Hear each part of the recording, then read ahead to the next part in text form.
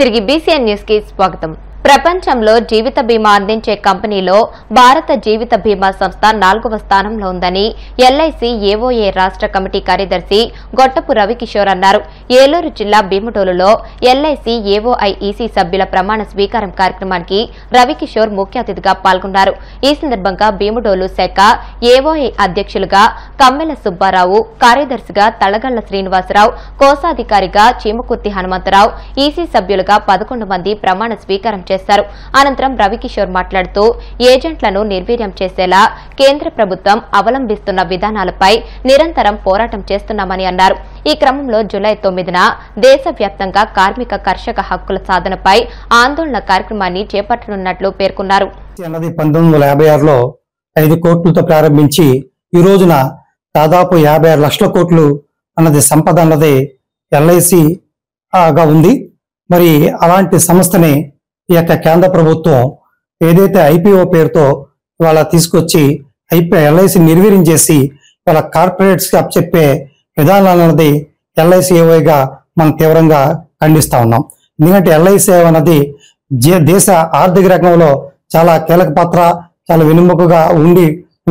ఎందుకంటే అనేక పంచవర్ష ప్రణాళికల్లో దాదాపు కోట్లాది రూపాయలు దేశ అభివృద్ధిలో చాలా కీలక పాత్ర పోషిస్తూ ఉంది. మరి అలాంటి సంస్థని ప్రతి సంవత్సరం కూడా ఎల్ఐసి ఆ రోజున 1956లో 5 కోట్లు పెట్టుబడి పెడితే ఈ రోజున 2500 కోట్లు ప్రతి సంవత్సరం కేంద్ర ప్రభుత్వానికి ఎల్ఐసి తరపున డివిడెండ్ గా మనం అందజేస్తాం. మరి అలాంటి సంస్థ ఇవాళ 99% క్లెయిమ్స్ సెటిల్ చేసేటువంటి నీతి నిజాయితీగా క్లెయిమ్ సెటిల్ చేసేటువంటి సంస్థ ఇవాళ ఎల్ఐసి మాత్రమే. ప్రపంచంలోనే 4వ అగ్రగామి ఇన్సూరెన్స్ రంగంగా ఇవాళ ఎల్ఐసి కొనసాగుతా ఉంది.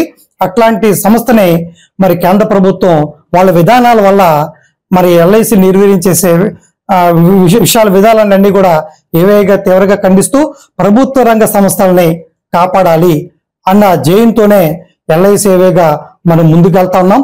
అట్లాగే జూలై 9వ తారీఖున అన్ని కార్మిక సంఘాలు చారిత్రక సమ్మె ఉంది. ఆ సమ్మెకి ఎల్ఐసి ఏవే కూడా సంపూర్ణ మద్దతు ప్రకటిస్తూ మేము కూడా ఆ సమ్మెలో భాగస్వామ్యం కావాలని చెప్పేసి ఈ రకంగా మనం తీర్మానం చేయడం జరిగింది. కొత్తగా భీమడోలు సంబంధించిన శాటిలైట్ బ్రాంచ్ సంబంధించింది జూన్ 22వ తారీఖున మహాసభలో ఇక్కడ కొత్తగా కార్యవర్గం అన్నది ప్రెసిడెంట్ గా మన కమ్మెల సుబ్బారావు గారు, సెక్రటరీగా వచ్చేపాటికి శ్రీనివాసరావు, కోశాధికారిగా హనుమంతరావు, మన గౌరవ అధ్యక్షులుగా జగన్మోహన్ గారు, ఇతర కార్యవర్గ సభ్యులు ఎన్నికయ్యారు. ఇవాళ ఫస్ట్ ఈసీ మీటింగ్ ఏర్పాటు చేసి ఆ మీటింగ్ లో వాళ్ళందరూ కూడా సభ్యుల ప్రమాణ స్వీకారం చేయించి విధి విధానాలు విషయాలన్నీ కూడా తెలియపరచడం జరిగింది. భవిష్యత్తులో ఎల్ఐసి ఏజెంట్ల సమస్యల మీద మేము పెద్ద ఎత్తున పోరాడాలని చెప్పేసి పాలసీ వాళ్ళందరూ కూడా జిఎస్టీ ఏదైతే ఉందో ఆ జిఎస్టీని రద్దు చేయాలి, పాలసీ వాళ్ళకి బోనస్ పెంచాలి, అలాగే ఏజెంట్లకి కమిషన్ పెంచాలి, క్లాప్ బ్యాక్ కండిషన్ ఏది ఉందో ఆ క్లాప్ బ్యాక్ కండిషన్ రద్దు చేయాలి, బీమా సుగం రద్దు చేయాలని చెప్పేసి ఈ మీటింగ్ లో మేము తీర్మానం చేసి పై కమిటీలకి పంపించడానికి మీటింగ్ లో రిజల్యూషన్ పాస్ చేశామని చెప్పేసి ఈ రకంగా మీ ద్వారా మేము తెలియజేస్తున్నాం.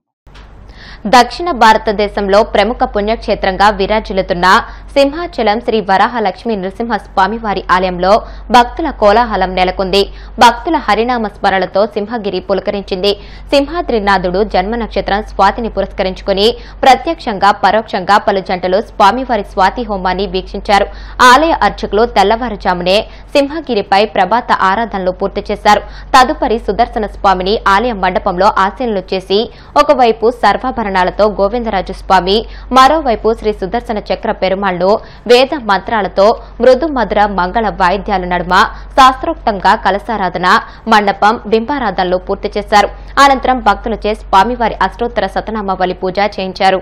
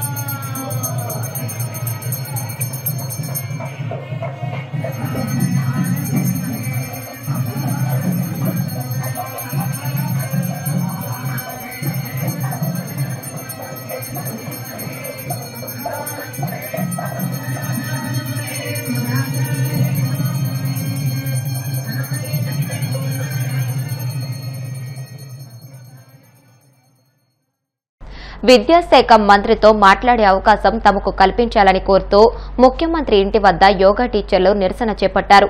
యోగా చేస్తూ ఇంటి ముందు ఆందోళనకు దిగారు. దీంతో పోలీసులు వారిని బలవంతంగా పోలీస్ వాహనాల్లో ఎక్కించి ఇంటి వద్ద నుంచి బయటకు పంపించారు. దీంతో పోలీసులతో వారు వాగ్వాదానికి దిగారు. 2 సంవత్సరాల నుంచి సార్ మేము 2 సంవత్సరాల నుంచి ఇబ్బంది పడుతున్నాం సార్. మీరు అర్థం చేసుకోండి. మేము ఒక ఫ్యామిలీని వదిలేసి 10 మంది అలా వస్తున్నారని అంటే ఎంత ఇబ్బంది పడి వస్తున్నామో ఆలోచించండి సార్. మీరు కూడా సార్ మేము ఇళ్ళకి వస్తారా అంటే సార్ ఎక్కడైతే మాకు న్యాయం జరుగుతుంది అక్కడ వస్తాం కదా సార్. మేము ఇళ్ళకి వస్తానంటే లేదు సార్. మేము ఇళ్ళకి రావట్లేదు సార్. మాకు సొల్యూషన్ ఎక్కడ దొరుకుతుందో అక్కడికి వస్తున్నాం సార్. మేము రావట్లేదు సార్. మాకు సొల్యూషన్ ఎక్కడ దొరుకుతుందో అక్కడికి వస్తున్నాం. మేము ఇల్లా అది ఆఫీసా లేకపోతే ఇంకోటని కాదు సార్. మాకు ఎక్కడ సొల్యూషన్ దొరుకుతుందో అక్కడికి వస్తున్నాం మేము. ప్లీజ్ సార్ అర్థం చేసుకోండి మేము మమ్మల్ని. తిరుమల శ్రీ వెంకటేశ్వర స్వామి వారిని పలువురు ప్రముఖులు దర్శించుకున్నారు. వీఐపీ ప్రారంభ విరామ దర్శన సమయంలో సుప్రీంకోర్టు న్యాయమూర్తి, మధ్యప్రదేశ్ ఎంపీ గణేష్ సింగ్, మాజీ కేంద్ర మంత్రి సత్యనారాయణ వేరువేరుగా కుటుంబ సభ్యులతో కలిసి స్వామివారి సేవలో పాల్గొని మొక్కులు చెల్లించుకున్నారు. దర్శనానంతరం వీరికి రంగనాయకుల మండపంలో వేద పండితులు వేదాశీర్వచనం అందించగా ఆలయ అధికారులు స్వామివారి తీర్థ ప్రసాదాలు అందజేసి పట్టువస్త్రంతో సత్కరించారు. దైవ దర్శనానికి వచ్చినాము. బాలాజీ వెంకటేశ్వర స్వామి అయ్య గారు, అదేవిధంగా పద్మావతమ్మ గారు, మరి వరాల స్వామి గారు వాళ్ళందరూ దర్శనాలు చేసుకుని పోదామనే ఉద్దేశంతో వచ్చినాము. చాలాసార్లు వస్తున్నాం. ఎప్పుడు వచ్చినా ఇక్కడ అద్భుతాలే జరుగుతాయి. స్వామివారు అంత మంచి అద్భుతాలు చేస్తారు. ఏమున్నా మన దేశ ప్రజలు, మన రాష్ట్ర ప్రజలు, 2 తెలుగు రాష్ట్రాల ప్రజలందరూ కూడా సుభిక్షంగా ఉండాలి. సుఖము, శాంతి, సౌభాగ్యము, ఆనందంగా ఉండాలి. అందరి ఉద్యోగాలు బాగుండాలి, అందరి వ్యాపారాలు బాగుండాలి, అందరి చదువులు బాగుండాలి. పిల్లలే దేవుడు అందరినీ దీవించాలి. ముఖ్యంగా నన్ను, నా కుటుంబ సభ్యులందరినీ, కూతుళ్ళు, అల్లుళ్ళు, నా భార్య, నన్ను అందరినీ, నా స్నేహితులు, వీళ్ళ కుటుంబాలందరినీ కూడా దీవించాలని మేము దేవుడిని వేడుకున్నాం. చాలా మంచిగా అనిపించింది. ఇప్పటి పరిస్థితుల్లో అయితే రాజకీయాలు ఇక్కడ మాట్లాడవద్దు అన్నారు కాబట్టి నేను మాట్లాడను. కానీ 2 రాష్ట్రాలు ఏర్పడ్డ తర్వాత 2 రాష్ట్రాలు కూడా ఎంతో అభివృద్ధి పథంలో దూసుకుపోతూ ఉంటాయి. ఎందుకంటే కేంద్ర ప్రభుత్వ నిధులు అప్పుడు వస్తే ఒక రాష్ట్రానికి ఆంధ్రప్రదేశ్కి ఇస్తే పాలకులు సీమాంధ్ర ముఖ్యమంత్రులు ఉన్నా హైదరాబాద్ నుండే దృష్టి సారించారు. కానీ ఆంధ్ర రాయలసీమ ఏరియాకు డెవలప్మెంట్ కానియలేదు. వాళ్ళు 2 రాష్ట్రాలు అయినందుకు, చిన్న రాష్ట్రాలు అయినందుకు అధిక నిధులు వస్తున్నాయి. 2 రాష్ట్రాలు వస్తే ఎక్కడి నిధులు అక్కడనే. ఇప్పుడు చాలా గమనిస్తున్నారు కదా చంద్రబాబు నాయుడు గారి నాయకత్వంలో మరి ఎంత చక్కగా పరిపాలన జరుగుతున్నది. అదేవిధంగా మరి అనేక నిధులు ఆయన రాబట్టగలుగుతున్నాడు. అభివృద్ధి పదంలో దూసుకుపోతున్నాడు. అటనే మా తల్లి సోనియా గాంధీ గారు, మా అమ్మగారు రాహుల్ గాంధీ వీళ్ళందరూ కూడా మరి మా ముఖ్యమంత్రి తమ్ముడు రేవంత్ రెడ్డి కూడా చక్కగా పరిపాలిస్తున్నారు. ఈ విధంగానే వీళ్ళు ఈ రాష్ట్రాలను పరిపాలించాలి.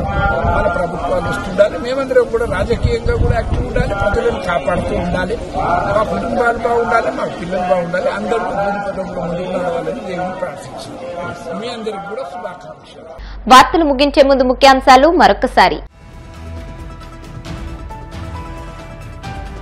గత పాలకుల్లో ఇంకా రౌడీజం ఆలోచనలు ఉన్నాయన్న డిప్యూటీ సీఎం పవన్. సామాన్యులను భయపడితే సహించేది లేదని హెచ్చరిక.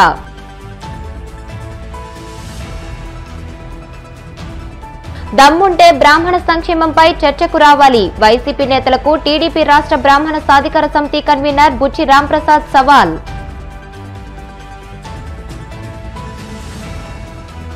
చంద్రబాబు పదే పదే దళిత సమాజాన్ని అవమానిస్తున్నారన్న వైసీపీ మాజీ ఎమ్మెల్యే సుధాకర్ బాబు.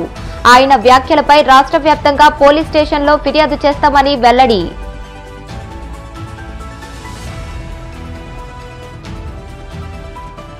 తిరుమల శ్రీవారిని దర్శించుకున్న పలువురు ప్రముఖులు.